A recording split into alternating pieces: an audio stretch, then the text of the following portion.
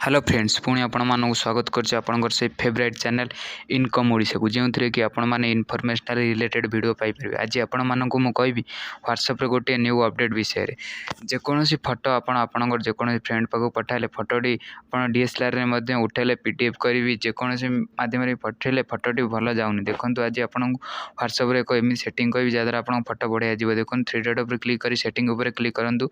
Click कला पर scroll करंतु। स्क्रॉल कले किंतु स्टोरेज एंड डाटा जो ऑप्शन टी लिखा है स्टोरेज एंड डाटा तापर क्लिक करंतु। क्लिक कला पर देखंतु तळक तळक जांतु।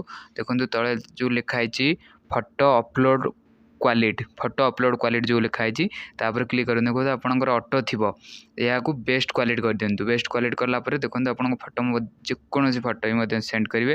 आपन फोटो जेमिति उठाइतेबे आपन मोबाइल रे जेमिति उठाइतेबे ये मध्ये सेही भली भाबे जिवो। आउ कोनोसी पूरा क्लियर जियो। जदि वीडियो आपको भल लगे चैनल को वीडियो लाइक करूँ शेयर करूँ और चैनल को सब्सक्राइब।